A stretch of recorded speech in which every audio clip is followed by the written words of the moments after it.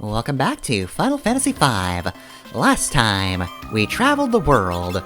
Very literally, because I did have to circle the entire continent on a chocobo. Boko got such a workout last time. But we're done with that, now we can move on to important things. So let's see, got Ninja, Dragoon, Chemist, because as always, I just kinda want this one out of the way. One of these days I will be done with Chemist, and same for Oracle. God, the more I use Oracle, the less I like it.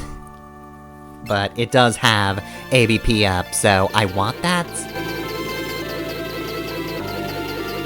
Alright, now, today we're going to be visiting the Island Shrine, which, true to its name, is just on this island. Thanks, Big Bridge.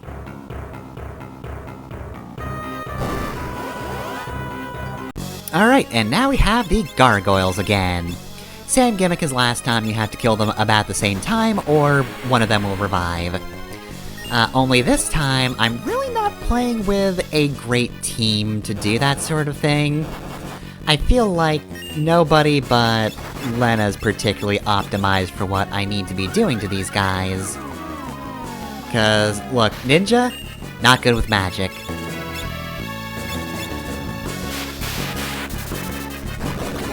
Yeah, in general, I'm not a huge fan of this gimmick. Mm-hmm.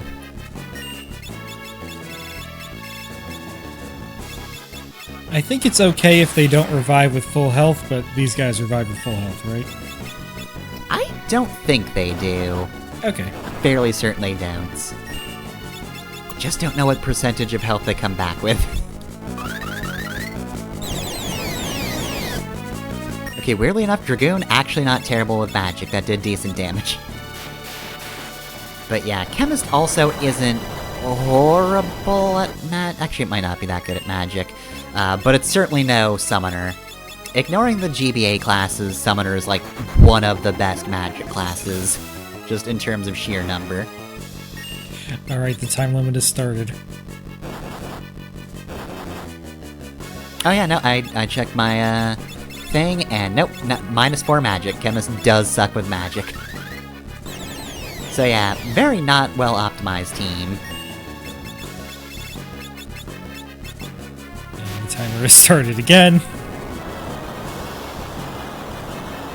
I think it also is an active move they have to use, because, the first time that other gargoyle got immediately revived, but, we're already past that point. And now we're just kind of beating up on this guy. And I guess that's also a way to handle this, or just make them less likely to revive. There's a boss in Skies of Arcadia that can heal, and when I played, I did not have the firepower to outpace that healing. But as the fight went on, they used heal less and less. Mm-hmm.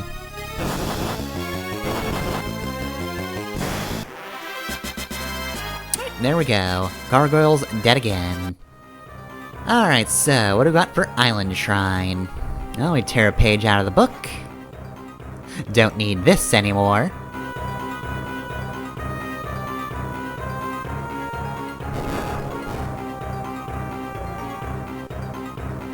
Alright, so I feel like this dungeon is a little less fancy than the previous one. Pyramid of Moor had its own look to it. And while its gimmick wasn't my favorite, it at least fit the aesthetic it was going for. It was an Egyptian-type tomb with a lot of traps, and a lot of monsters in boxes.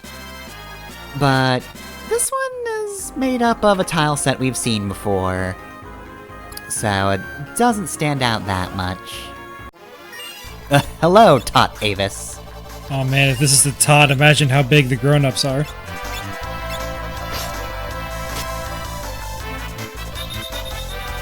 Such a British-sounding name. Oi, Tot Avis.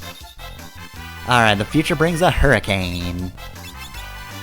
Alright, gonna get hurricaned so hard. Sky enemy.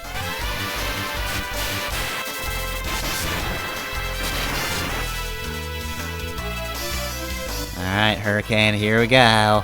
Oh, it's coming. Oracle's foretelling a disaster. Oh, you're gonna get it.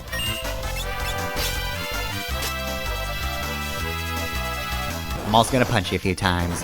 But then, oh, here comes the hurricane.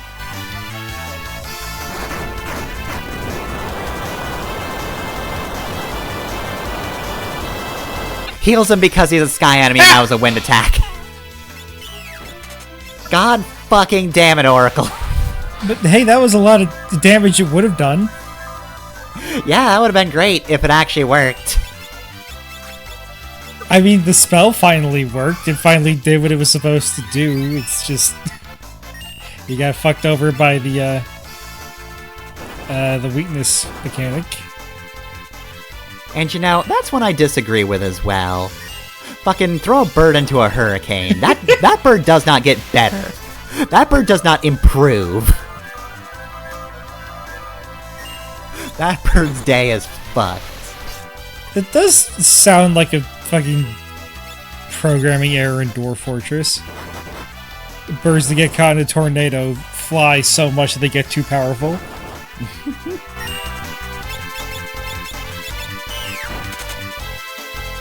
This is like old internet lore at this point, but I still love that in one version of Dwarf Fortress, the fish would get too fucking strong because they were constantly swimming, which was constantly making them more athletic.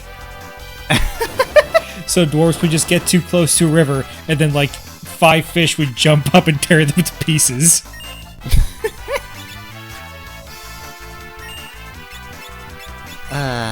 God. I've never played Dwarf Fortress, but like, consistently anytime I hear about it, it's so glorious. I've tried a couple of times. I can't... It feels stupid to complain about the UI in Dwarf Fortress, but it is the main reason that I don't play it more often.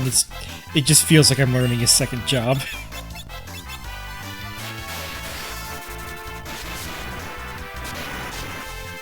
I love Dwarf Fortress conceptually. I'm glad other people can grapple with the controls. Yeah, it's just one of those things. Thank goodness somebody else can do this.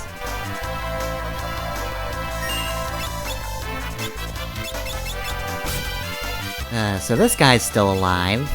I will say, this is a bit of proof that this is not the most optimized team. We've pretty much only got Bartz actually doing his job, and he's flourishing for it, what with the stabbing. And for some reason, I didn't want to use any of Oracle's special abilities after the first time. Who knows why? I mean, what were the odds of getting 2 hurricanes? You know, probably not great, but I'm going to be paranoid about this.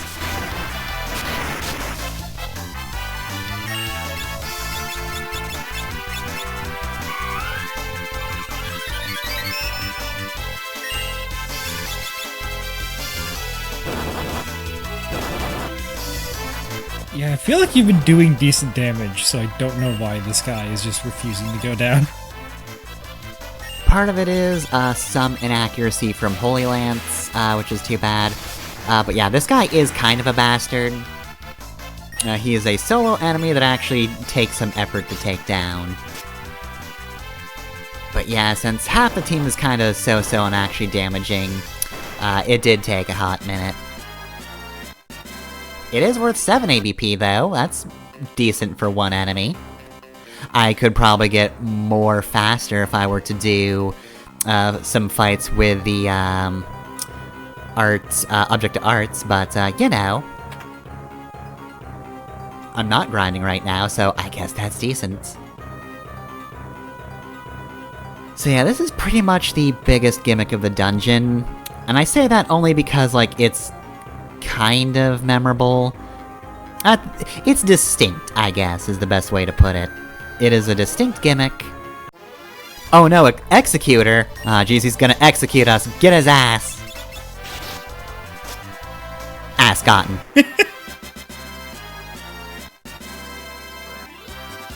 But yeah, anyway, you have to basically just control the airway path with the levers, so it's trial and error to find some items, get into some fights, and it's the damned again. They weren't even in the box this time.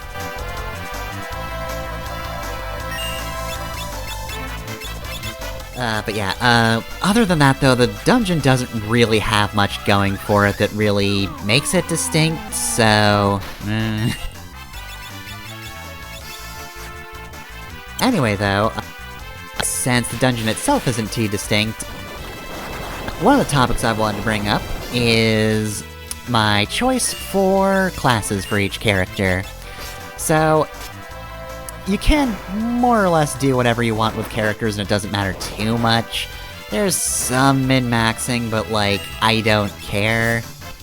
I will play a job-based game how I want to, and I will just give people the jobs that seem cool on them. But I had some rhyme and reason for some of them. So, Bartz is kind of my stand-in for the usual main character I'll go for in a Final Fantasy game, which is, you know, the Red Mage, because Red Mages are cool, so... Therefore, he gets a lot of the Mage classes. Because if you're gonna take Red Mage, you might as well take White and Black. Oh, here's an interesting monster in the box. This is a Covert, which, on its own, is not terribly interesting. But it can also be a different type of enemy called Pantera, which is just a beast type thing. So yeah, they're relatively powerful enemies, but because you can well, you will be missing out on one of them. Therefore, they don't appear in the bestiary. So, it doesn't matter which one you get, you're not missing out. Though, I'm surprised they don't do the thing they do with most things in this game. Basically, there is of course a secret dungeon because this is a Square Enix Game Boy Advance remake. I would think that they would include Covert and Pantera in the optional dungeon so that, you know, you could get them in the bestiary. For me, it doesn't much matter because I don't care about bestiary completion, but it's still kind of weird. Did you notice something about that damage number? Yeah, so that's sort of the gimmick about Covert is he's kind of got a double going on. He's a ninja, so he's got kind of an illusionary form. Okay. Which is funny because I didn't really engage with that mechanic the first time I fought in a different take. I kind of just, like, it didn't insta-kill him, but I killed him very quickly. He's actually putting up more of a fight this time. You may have talked about this before. Are you allowed to stack predicts? No. If you are doing one predict, then you can't have a second one going. You can time it out so that, like, the moment one prediction is done, you can move on to the second one, so if you're aware of the timing of those, it is possible.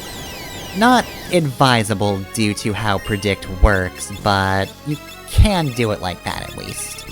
I do think maybe it would seem more useful if you could just stack a whole bunch of them. You just have the ball fire sequentially.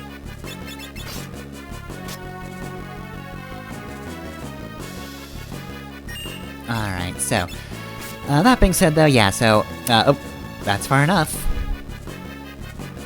He died. That's far enough!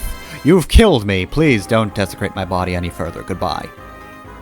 Playing Mario 2 GBA, Birdo comes out and goes, "This is as far as you go," and then drops dead. I'll remember this! Covert will never appear again.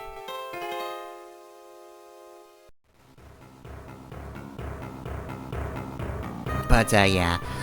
Most of Bartz's classes kind of end up being miscellaneous. His mainstays are, the mages, but also I gave him ninja because ninja is cool and he can dual wield, which, you know, is also what I'd give to a red mage, so, you know. Also, he's the only one that would be willing to shout dual wield as he does so, and we all know that's a requirement. I think Krile would shout dual wield as well. Lenna wouldn't understand it, so she wouldn't do it, and Ferris would be the one to just accuse somebody of being cringe. Galuf, of course, wouldn't do it either, he's too old. You keep shouting double wield. 2 swords, take this! I shouted that on account of attacking him with 2 swords. I like that your voice for Galuf is Dean Bristow Eggman.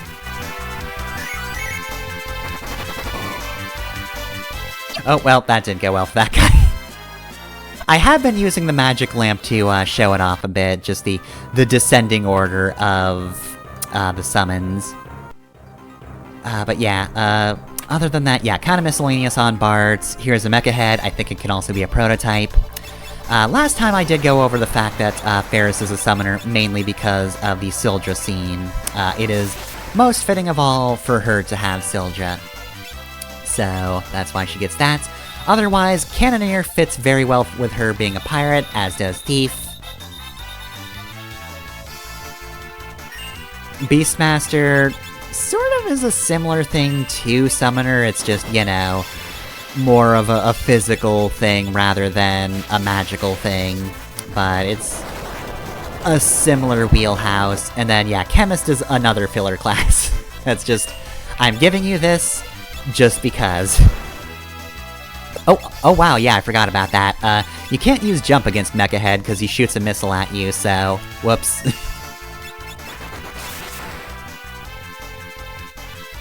But yeah, I guess, in terms of actual positions, Bartz is, you know, my magic class, mainly.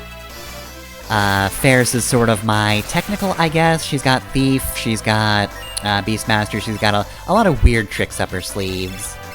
Lenna skews defensive, but, you know, she's a bit more of a physical character overall. But I gave her Time Mage because you can't really stick all the magic on one person, because that's completely inefficient. And Time Magic is very good as a support, so I don't have to dedicate too much magic to Lenna to make that useful for her. But yeah, overall, women in armor, so that's why I did that one. And therefore, the last slot, Galuf and Krile, is just physical attackers mainly. I feel like they wound up getting a bunch of miscellaneous classes. Obviously, I don't care that much about Oracle, so that didn't really belong to anybody in particular, so it fell to Krile.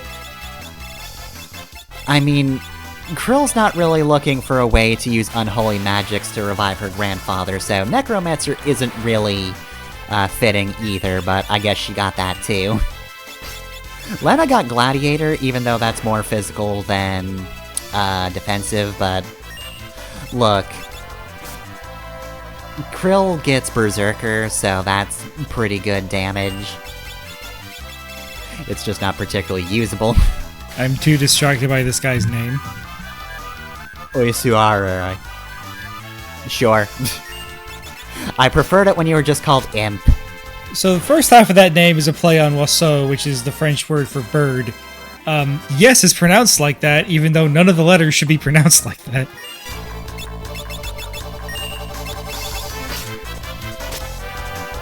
But yeah, let's see, anything else? Obviously I put Monk on Galuf because that just makes the X-Death fight cooler. To just have an old man punching the shit out of a giant armored man. Also, yeah, eventually, this just becomes Choco Kick, or sometimes Fat Chocobo if you're lucky.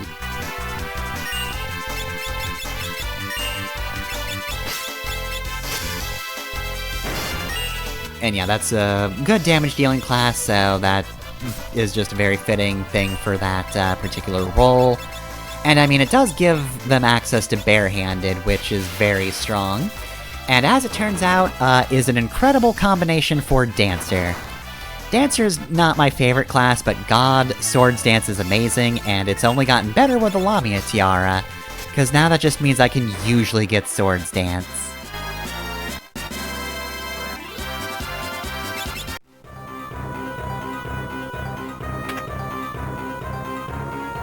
Alright, hey, Beast Killer. Not going to equip that. Also, there's a trapdoor in front of a potential secret passage. Otherwise, that room would have been even shorter. And this is just a floor that's full of trap floors. Geomancer is useful here. The name Beast Killer gave you flashbacks to Valkyrie profile.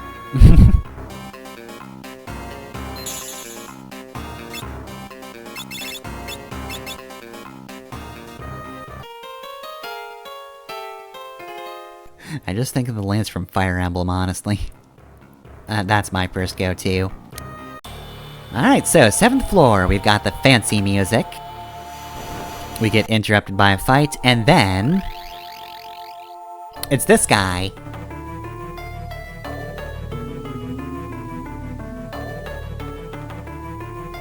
That's right, I'm insulting your masculinity, Bartz! Your group is 3/4 female, and guess what? I don't care that you're the one male of the group. Here I go! It's me, Wendigo, the most unparsable sprite in the game! And my 3 brothers!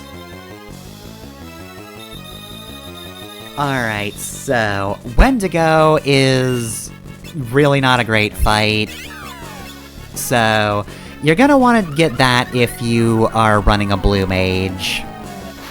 Mind Blast is, something you can get elsewhere, and you might want to, because this is a gimmick fight, and it fucking sucks. So basically, that was kind of a mistake to do right there, because it wound up being Fat Chocobo, which damaged everyone. And the thing is, this boss's gimmick is triggered by one of 2 things. It's either time, or hitting everybody, at least once. Because now, you don't know which Wendigo is the real Wendigo. Only one of them takes damage. And while you can't hit everybody, if you do hit everybody, they will usually counter. Apparently, Predict doesn't do that. Finally, Predict's time to shine. Nope, not the slightest, because it fucked me over. So... it will eventually... yeah, Starfall is the first one that really sucks, but yeah. Apparently Predict doesn't proc the fact that, he uses a move called Frost, which hits everybody, and drains their HP. So... you can attack everybody to get around the randomization gimmick, but... then you get punished for it. So, Starfall here is a fun move, which we'll see in a moment. I mean, at the very least, it looks cool.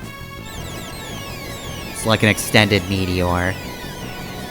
So it hits enemies. And also your team, and also can inflict instant death. Fuck you. Yeah, I should put Reflect up first. Alright. So, because Predict can actually be, like, manipulated to a certain extent because it's based off your MP value, Healing Wind is the last, ability that is actually useful.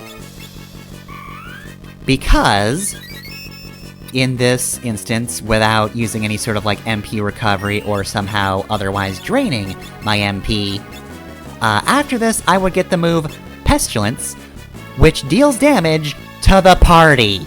And it hurts a lot. In fact, I think I accidentally party-wiped myself in the early versions of this fight. Because Pestilence activated and I just fucking died. So anyway, Oracle's a great class if you want to die. Alright, so there are a couple ways around this. So, the way I wound up doing it, because I wound up starting with Fat Chocobo, was I basically played a safety game of trying to use weaker moves to hit Wendigo, and then once I was certain which one was which, hit him with a strong move. And that's a good way to not get hit by Frost. The other thing you can do, though, is... obviously you can slow them, I did do that at the start. You can also put them to sleep. If you manage to put the entire party to sleep, then you can proceed to hit them with magic. And because you'll know which one is which, you can just keep attacking that one over and over, and you will actually just succeed like that.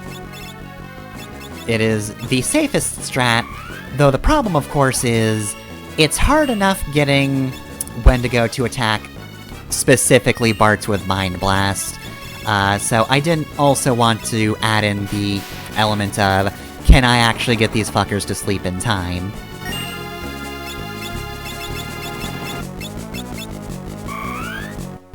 And yeah, that's pretty much it. This is a really annoying fight. It is possible to cheese it.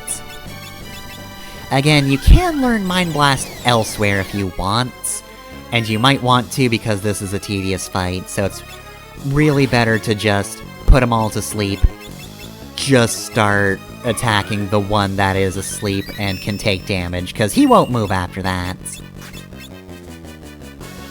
I'm trying to remember if I beat this boss as a kid, because if I did, I don't know how I did that. Yeah, it sucks.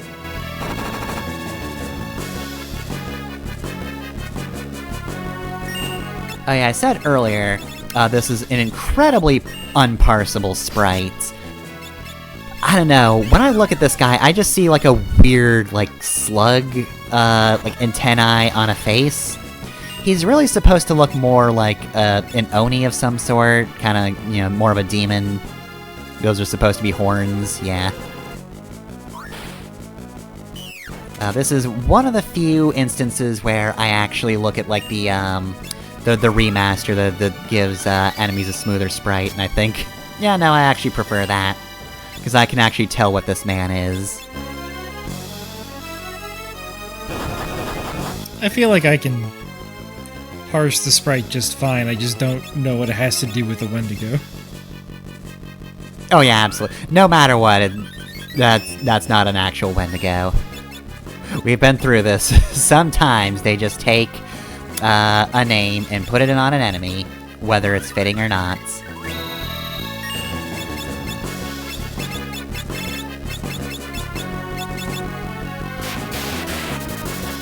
I was gonna say, the other artworks, it's not like the Melusine, where there's like a more fitting concept art, but actually, I still don't think this is a Wendigo, but you know what, this, the Amato artwork for this guy is actually kinda eerie. I'm gonna real quick show that to you. I wasn't planning on showing this one like I was Melusine, I didn't have this one prepared, but I do actually kinda like the official art. Well, not official art, concept art, rather. There we go. This guy's fucking eerie. Yeah. I mean, this... on a purely design level, I can see this being the design for a Wendigo. Mm-hmm. Let me double check to make sure I remember what a Wendigo is. It's the cannibal one. Yeah, but I wanted to make sure there wasn't any nuance I was missing. Ah, yeah.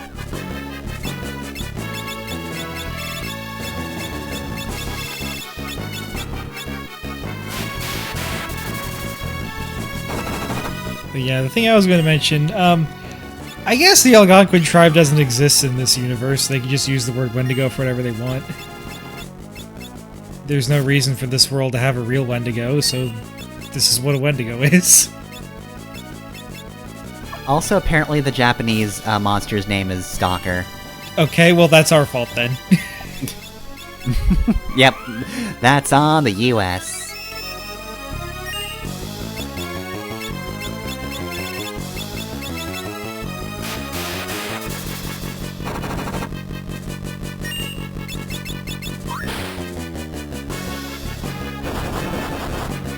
I got that one wrong.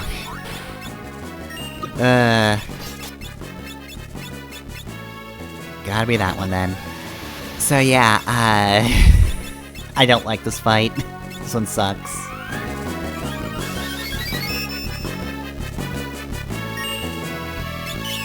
Yeah, it's still happening, huh? It sure is. Oh, you know, one other thing I forgot to mention, though, since this fight's going on for so long. Lenna does actually have a fitting reason for one of her classes, Dragoon. So, you might have noticed that the King of Tycoon did, kind of look Dragoon-esque, and, he did ride a dragon, that was his whole thing. However, his full name is actually Alexander Highwind Tycoon. He is the Highwind of this game. So, that's why Lenna inherited the Dragoon class.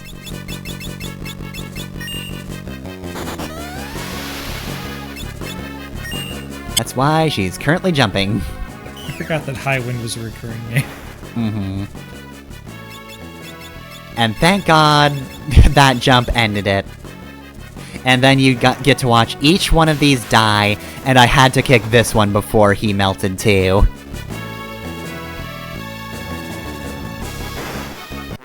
If I really wanted to style on him, I should have just activated Pestilence.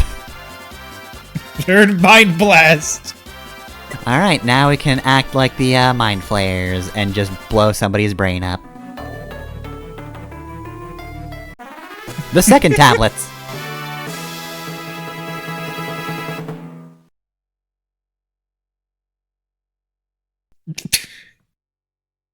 Game's getting experimental. Alright, so, Fork Tower is now open. We'll be able to get the strongest black and white magics there. Are they actually the strongest? Who knows? Look, I'm just saying, there was one time that Ultima was supposed to be the big white magic, and it was kinda so-so. Especially in the original. I still love why that is the way that it is. Programming error at first, and then when they went to fix it, the guy they told to fix it said, "No, I like that for in-universe reasons. I won't fix it." Mm-hmm. Alright, well then, that was the Island Shrine, which was okay until Wendigo showed his face, and then it was kind of a slog. Next time, we'll get the rewards from this tablet. 3 new weapons and 2 new magics. You know, that boss might have been rough, but at least now it's Wendigo. He can Wendigo go his own way.